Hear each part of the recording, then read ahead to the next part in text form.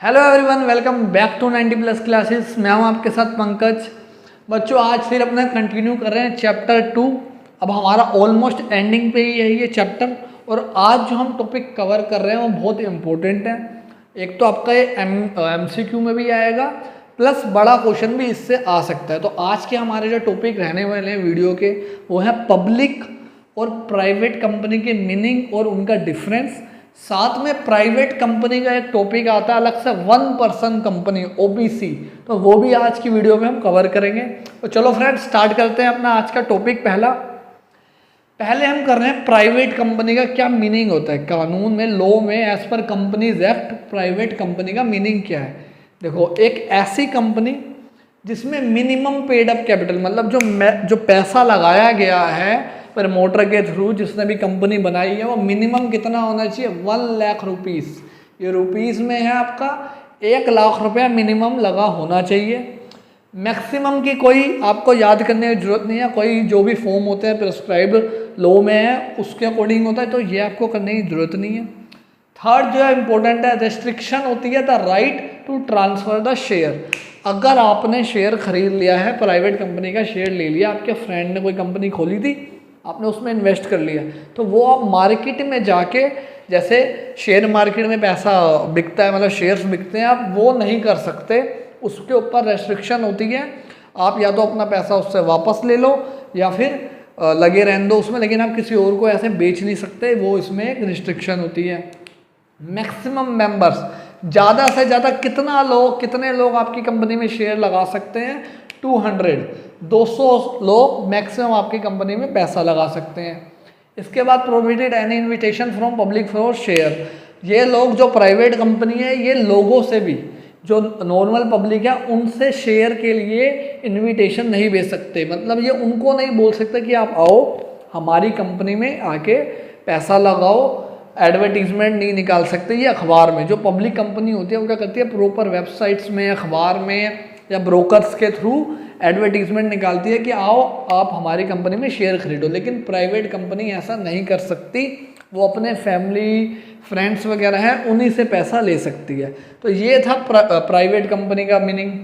अब public company का meaning देखो, थोड़ा फनी सा है। पब्लिक कंपनी का मीनिंग लॉ में ही ऐसा डिफाइंड है, a company which is not a private company.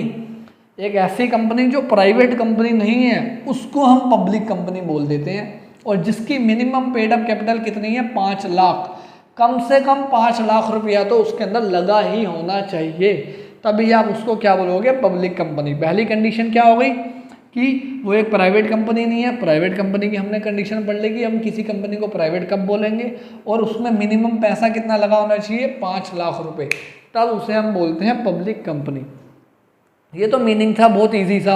अब पढ़ते हैं इसका डिफरेंस के इसके बहुत सारे बेसिस हैं। तो मेन हम पढ़ेंगे 8 से 9, क्योंकि उससे ज़्यादा आपके पेपर में नहीं आते। तो करते हैं स्टार्ट अपना डिफरेंस। तो देखो बच्चों, कैसा है हमारा इसमें, मतलब क्या क्या डिफरेंस के पॉइंट हैं इन दोनों के। अभी ये पूरे नहीं हैं, इसके बाद थोड़ा सा और अभी बचे हैं मेन पॉइंट्स, उसको आगे करेंगे। पहला है नंबर ऑफ मेंबर्स। मतलब वही जो हमारा क्या खरीदते हैं, शेयर खरीदते हैं। तो कितने होने चाहिए, मिनिमम 2 बंदे तो होने ही चाहिए अगर आपको प्राइवेट कंपनी बनानी है तो। और मैक्सिमम कितने होते हैं, 200। ये मैक्सिमम हमने मीनिंग में भी पढ़ा था। और अगर पब्लिक कंपनी बनानी है तो मिनिमम मेंबर होने चाहिए 7, और मैक्सिमम के ऊपर कोई लिमिट नहीं है, जितने मर्जी लोगों को आप शेयर बेच सकते हो। लेकिन याद रखना, मिनिमम के ऊपर जरूर लिमिट। अब ये MCQ में भी आ सकता है कि पब्लिक कंपनी को मिनिमम कितने मेंबर्स होने चाहिए, तो 2 ऑप्शन दे देगा, 7 दे देगा, और बाकी 2 ऑप्शन और दे देगा गलत। तो आपको ये याद रखना है। इसके बाद नंबर ऑफ डायरेक्टर्स कौन होते हैं, जो आपकी कंपनी को चलाएंगे, जो सारे डिसीजन लेंगे। तो इसमें 2 हैं और इसमें 3। अब इसमें तो देखो 2 यहाँ पे भी है, यहाँ पे भी 2 है, मिनिमम। तो ये तो याद रहता है, बट ये अलग अलग है, 7 और 3। तो इसमें गलती मत करना। इसके बाद नाम वाला जो है वो बहुत इंपॉर्टेंट है, और इसको आप अपने घर में भी चेक कर सकते हो। जो भी प्राइवेट कंपनी होगी उसके साथ PVT लिमिटेड लिखा होगा या पूरा लिखा होगा प्राइवेट लिमिटेड, ठीक है। लेकिन जो पब्लिक कंपनी होगी उसमें क्या लिखा होता है, सिर्फ लिमिटेड। आसपास जो भी प्रोडक्ट पड़ा होगा आपके घर में, उसको उठाना, उसके पीछे देखना कि कंपनी लिमिटेड है या प्राइवेट लिमिटेड है। नेक्स्ट ट्रांसफर ऑफ शेयर, तो नॉट अलाउड, ये हमने मीनिंग पे भी पढ़ा था कि प्राइवेट कंपनी के जो भी शेयर होल्डर है वो अपना शेयर किसी और को नहीं बेच सकता इजीली, और पब्लिक में सिंपल अलाउड होता है। मैंने आज खरीदा, चाहे मैं अभी शाम को ही बेच दूँ, 1 घंटे बाद ही बेच दूँ, या फिर मैं 1 साल तक उसे अपने पास रखूँ, 2 साल तक रखूँ, जब तक मेरा मन कर रहा है मैं फ्रीली उसे कभी भी बेच सकता हूँ। इन्विटेशन टू पब्लिक, ये भी हमने मीनिंग में पढ़ा था। ये जो प्राइवेट कंपनी है वो लोगों को इनवाइट नहीं कर सकती कि आप हमारे शेयर खरीदो, लेकिन पब्लिक कंपनी कर सकती है इनवाइट। एक एडवर्टीजमेंट निकालेगी, उस एडवर्टीजमेंट को कहते हैं प्रोस्पेक्टस, अभी इस पे आएंगे तो ये भी समझेंगे। इसके बाद इंडेक्स ऑफ मेंबर्स, आपका जो भी रजिस्टर वगैरह होता है, कॉपी होता है, उसके बाहर एक इंडेक्स बना होता है जिसमें आप लिखते हो कि कौन से पेज पे क्या है, बुक्स में भी होता है। तो ऐसे ही प्राइवेट कंपनी को कोई अपने जितने भी शेयर हैं, जिन जिनको उन्होंने शेयर बेचे हैं, उनका कोई रिकॉर्ड रखने की ज़रूरत नहीं है, कोई इंडेक्स बनाने की ज़रूरत नहीं है। लेकिन पब्लिक कंपनी को मैंडेटरी है, करना ही पड़ेगा, क्योंकि प्राइवेट में तो वैसे भी मैक्सिमम 200 पर्सन है, लेकिन पब्लिक में हो सकता है 2 लाख हो, 20 लाख हो, तो बहुत सारे हो जाते हैं। और इसमें आपस में बेच भी रहे हैं शेयर, सब मेरा शेयर किसी और के पास चला गया, ठीक है। अब कंपनी को कैसे पता लगेगा कि डिविडेंड जो मिलना है शेयर पे वो उस पर्सन को देना है या मुझे, तो वो अपने रजिस्टर पे चेक करेंगे कि किस पर्सन के पास अब शेयर है। इसके बाद प्रोस्पेक्टस, अब प्रोस्पेक्टस क्या होता है, एक कागज का टुकड़ा, मान लो एडवर्टीजमेंट होती है, जैसे आपके घर में कभी पैम्पलेट्स वगैरह आते होंगे ना, जो भी आपके यहाँ शॉप खुलती होगी, तो वैसे ही कंपनीज भी एडवर्टीजमेंट निकालती है कि हमारी कंपनी XYZ लिमिटेड जो भी, और वो शेयर खरीदना बेचना चाहती है, शेयर का प्राइस इतना है और हम इस पर्पस के लिए ये शेयर इशू कर रहे हैं। तो इनको तो कोई ज़रूरत नहीं है, क्योंकि ये तो पब्लिक को बेच ही नहीं सकते। लेकिन जो पब्लिक कंपनी है उनको रिक्वायर्ड होता है प्रोस्पेक्टस इशू करना। जब आप फॉर्मेशन ऑफ कंपनी वाला टॉपिक पढ़ोगे तो उसमें प्रोस्पेक्टस का और भी डिटेल में आएगा। इसके बाद लोन टू डायरेक्टर्स, डायरेक्टर्स को जो प्राइवेट कंपनी है वो विदाउट अप्रूवल, किसका अप्रूवल, सेंट्रल गवर्नमेंट का, उनको सेंट्रल गवर्नमेंट से पूछने की जरूरत नहीं पड़ती और वो अपने डायरेक्टर को लोन दे सकते हैं। लेकिन पब्लिक कंपनी में विदाउट परमिशन, जब तक सेंट्रल गवर्नमेंट परमिशन नहीं देगी आप नहीं दे सकते लोन अपने किसी भी डायरेक्टर्स को। अब ये हो गए हमारे 7-8 पॉइंट। अब 2-3 पॉइंट और हैं जिसमें 2 ही इंपॉर्टेंट है, वो तो जो है वो तो जरूर करने हैं, बाकी आप लीव भी कर सकते हो। तो करते हैं वो रिमेनिंग पॉइंट्स। देखो बच्चों, अब हमारे रिमेनिंग पॉइंट्स जो हैं, पहले हम करेंगे मीटिंग वाला पॉइंट्स। मीटिंग मतलब देखो, हर कंपनी को ना 1 साल में एक मीटिंग करनी पड़ती है जिसमें वो पूरा डिस्कशन करते हैं कि हमने इस साल में, इस फाइनेंशियल ईयर में कितना प्रॉफिट कमाया है, कौन हमारा कंपनी का ऑडिटर होगा, कौन डायरेक्टर होगा। तो जो मीटिंग है, जो कंपलसरी मीटिंग है, वो प्राइवेट कंपनी के ऊपर कोई बाउंडेशन नहीं है, नोट बाउंड है कि आपको करनी ही करनी है, आपकी मर्जी है, करना चाहो तो करो, ना करना चाहो तो मत करो। लेकिन पब्लिक कंपनी को नेसेसरी है, करनी ही पड़ेगी साल में 1 बार मीटिंग, ठीक है। पब्लिक कंपनी कभी भी उस मीटिंग को वो नहीं कर सकती, नज़रअंदाज नहीं कर सकती, उन्हें ये फॉर्मेलिटीज़ पूरी करनी ही पड़ेगी। लास्ट आता है क्योरम। क्योरम क्या होता है, ध्यान से समझना, क्योरम भी कह सकते हैं इसे, कोरम भी कहते हैं। अब जो ये मीटिंग हो रही है, ये मीटिंग वैलिड कब मानी जाएगी, वैलिड मतलब सही कब मानी जाएगी कि हाँ एक्चुअल में ये मीटिंग हुई है और इसमें जो भी डिसीजन लिया गया है वो एक्सेप्टेबल है।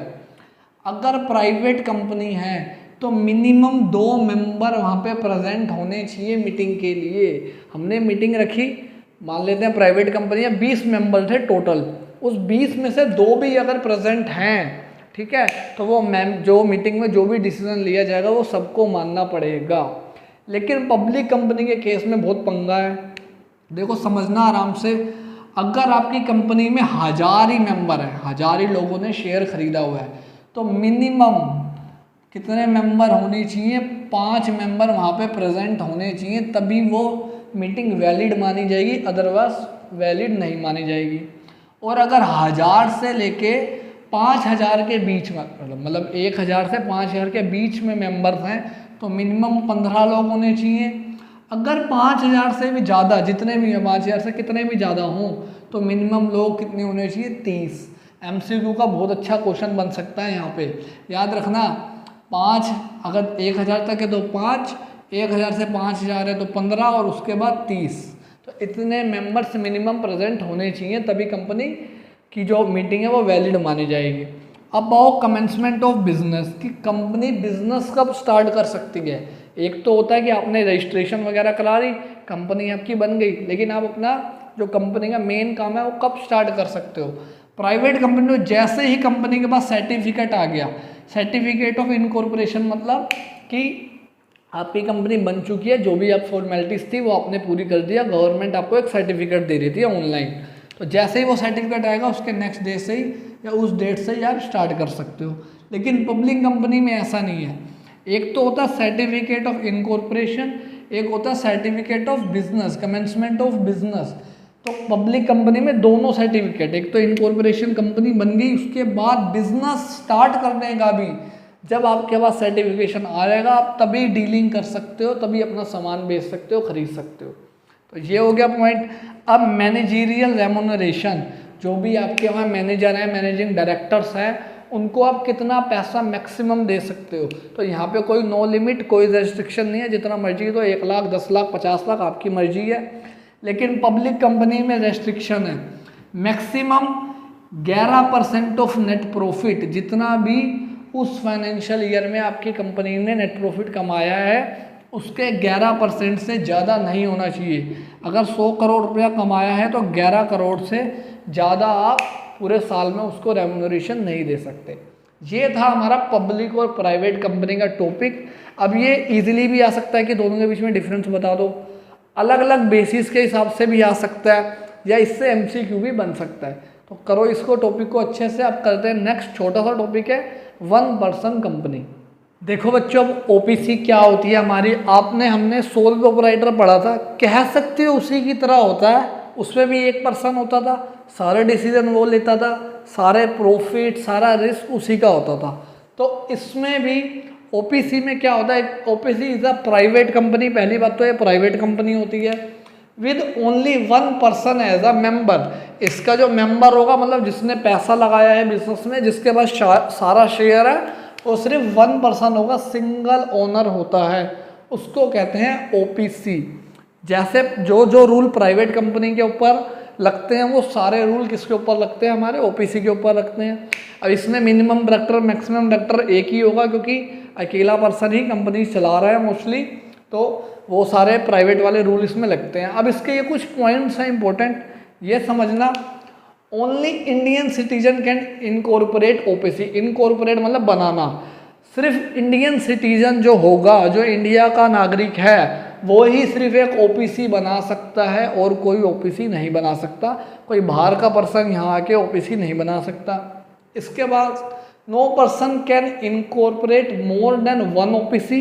कोई भी पर्सन एक से ज़्यादा ओपीसी नहीं बना सकता। और बिकम नॉमिनी इन मोर देन 1 ओपीसी। नॉमिनी आप सबने सुना होगा। मान लेते हैं कोई पर्सन है एक्स, तो कल को वो मर जाएगा, तो उसकी जितनी भी प्रॉपर्टी है वो जिस पर्सन को मिलेगी उसको बोलते हैं नॉमिनी। जब आप अपने बैंक में जाके अकाउंट खुलवाते हो, तो वहाँ पे एक नॉमिनी फॉर्म भरवाया जाता है कि आप नॉमिनी किसे बना रहे हो, अपने मदर को, फादर को, ब्रदर को, कि कल को आपको कुछ हो जाए तो आपका पैसा किसे दिया जाएगा, उसे कहते हैं नॉमिनी। तो एक पर्सन ना तो एक ओपीसी से ज़्यादा बना सकता है, ना वो किसी एक ओपीसी से ज़्यादा का नॉमिनी बन सकता है। अगर वो एक एबीसी लिमिटेड का बन गया है नॉमिनी, तो किसी और कंपनी का नॉमिनी नहीं बन सकता। No minor can become member और नॉमिनी। कोई माइनर 18 साल से कम, पार्टनरशिप में भी पढ़ा था हमने, वो भी मेंबर नहीं बन सकता, वो भी ओपीसी नहीं बना सकता, और ना ही वो नॉमिनी बन सकता है। लास्ट पॉइंट सबसे important, conversion into other company. हम मान लेते हैं मेरी ओपीसी है, मैं चाहता हूँ, मेरी ओपीसी का बिजनेस बहुत ग्रो कर रहा है, मैं चाहता हूँ इसे एक बड़ी प्राइवेट कंपनी में या पब्लिक कंपनी में कन्वर्ट कर दूँ मैं। तो 2 कंडीशन है यहाँ पे, 2 कंडीशन है, 2 सिचुएशन है, मतलब समझ लो। पहली है वॉलेंटरली, मैं खुद चाह रहा हूँ कि मैं अपने आप को कन्वर्ट कर लूँ दूसरी कंपनी में। तो जब तक मेरी कंपनी बने हुए 2 साल नहीं हुए, मान लेते हैं मेरी जो कंपनी बनी थी ओपीसी 2021 में बनी थी 1 अप्रैल में, तो यहाँ से जब तक मेरी ओपीसी को बने हुए 2 साल नहीं हो जाते, तब तक मैं अपने आप को कन्वर्ट नहीं कर सकता। पहले तो ये हो गया कंडीशन। अब दूसरा, मान लेते हैं 2 साल नहीं हुए हैं, 1 अप्रैल 2021 को चालू हुई और 31 मार्च 2022 को ही, 1 साल के अंदर ही मेरी ना जो टर्नओवर है, जो सेल है, वो 2 करोड़ से ज़्यादा हो गई है। कितने से ज़्यादा? 2 करोड़ से ज़्यादा हो गई है। या फिर मेरी पेड अप कैपिटल, जो मैंने पैसा लगाया था बिजनेस में, वो 5 लाख से ज़्यादा हो गया है। फिर तो मेरे को कानून से ही, लॉ ही कह देगा कि अपनी कंपनी को कन्वर्ट करो। वॉलंटरियल में क्या है, मैं खुद कन्वर्ट करना चाह रहा हूँ, तो उसमें कंडीशन है कि अब जब तक 2 साल पूरे नहीं होते ओपीसी को आप नहीं कर सकते। लेकिन यहाँ पे 2 साल से पहले भी कन्वर्ट हो जाएगी अगर मेरा टर्नओवर सेल 2 करोड़ से ज़्यादा हो गया या पेड अप कैपिटल 5 लाख से ज़्यादा हो गई है। तो इसको बोलते हैं ओपीसी, 1 पर्सन कंपनी। पेपर में सीधा क्वेश्चन आता है, what do you mean by OPC. ठीक है, तो याद रखना है आपने, इसको बड़े पैराग्राफ में लिखना है। 3 to 4 मार्क्स में आता है। OPC is a private company which has only 1 member, all the rights have become, या ऑल द लाइबिलिटीज, या ऑल द एसेट्स, या all the benefits of the companies are retained by 1 person, all the provision of private company is sustain as same. और इसके ऊपर भी कौन सा act लगता है? कंपनीज एक्ट 2013 जो हमने पढ़ा था, वही एक्ट के अकॉर्डिंग इसके सारे रूल्स वगैरह होते हैं। फिर जो ये पॉइंट्स है इसको भी आप आगे एक्सप्लेन कर सकते हो। तो ये था बच्चों हमारा आज का टॉपिक। अब कल जो वीडियो आएगी उसमें करेंगे फॉर्मेशन ऑफ कंपनी, एक कंपनी कैसे बनाई जाती है, बहुत इंपॉर्टेंट टॉपिक है वो। तो मिलते हैं बच्चों नेक्स्ट वीडियो में। Thank you everyone.